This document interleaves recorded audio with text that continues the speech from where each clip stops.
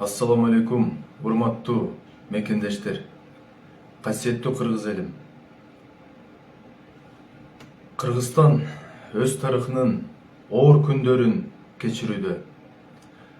Бирде тайгак, бирде кууш жолдо кыргыз эли адашып калгандай. Советтер Союзу урагандан тарта 3 жолу көтөрүлүш жолу менен бийлик алмашылды. 2005 жылы, 2010 жылы, 2020 жылдары эл социалдык теңдик, адилеттүүлүк, эмгекчилердин жаркын келечеги үчүн күрөшүүгө чыккан эле. Бирок бир уч олигархтар жана шылуундар үчүн иштеген система бүгүнкү күнгө чейин өкүм сүрүп келет. Тилекке каршы улуу инсандарыбыздын жолунда жүргөн чыныгы элдик лидер жок болгондуктан эзүүчү таптын бир бөлүгү болгон саясатчылар алдоо жолу менен бийликке кайрадан келип жатышты. Мындайча айтканда, эзүүчү таптын бир тобу эзүүчү таптын экинчи тобуна гана алмашты. Ошондуктан адилетсиз система себепкер болгон көйгөйлөр азыр да чечилбей келет. Кыргызстандын байлыгынын 97% 3% көпөстөргө. Ал эми 3% байлык 97% калкка таандык экен. Бул адилетсиз көрүнүш. Өзгөчө акыркы бир жылдыкта жумушсуздук күч алды. Азык түлүккө жана күйүүчү майларга болгон баалар кескин түрдө өстү.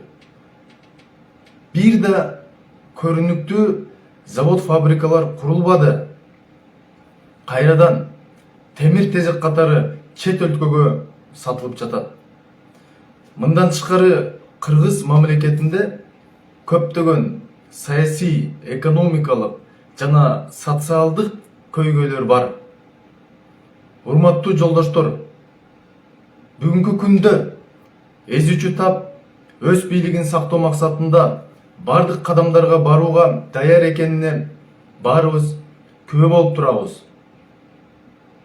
УКМК өзүнүн түздөн түз милдетин аткаруунун ордуна эзүүчү таптын саясий оппоненттери менен күрөшүү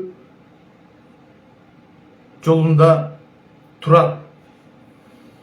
Чындыкты чыркырап айткан, адилеттүүлүк үчүн өз өмүрүн тобокелдикке салган инсандарыбыз камалып кетти.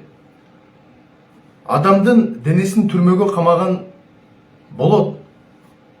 Бирок алар айткан сөздөрдү камай албайсыңар. Кече бир Малдыкматовдун, бүгүн Калмаматовдун оозун баскыла.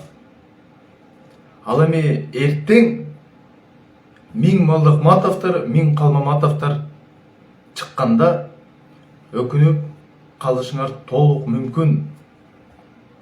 Президент Садыр Жапаров 15 мартта калың журт калайык калкка кайрылып жатып, Кыргызстанда мындан ары саясий куугунтук болбойт деп жарыялаган. Иш жүзүндө биз бул сөзгө кайшылаш болгон кадамдарды гана көрүп жатабыз. Дос күйдүрүп айтат, душман сүйдүрүп айтат демекчи, бийлик тазаланууну, чындыкты айткан азаматтарыбыздан баштабай, жанындагы Эдил Байсаловдой жөжөлөрүнөн, подхалимдеринен баштаса туура болмок. Мекендештер, боордош казак элибизде болуп жаткан окуялар баарыбызды ойлондурду, ойгондурду. Бул окуялар дагы бир ирет эзүүчү таптын чыныгы ыплас жүзүн көрсөттү. Эзүүчү таптын мекени да, эли да болбойт. Алардын байлыгы кайсы жакта болсо, мекени да ошол жакта.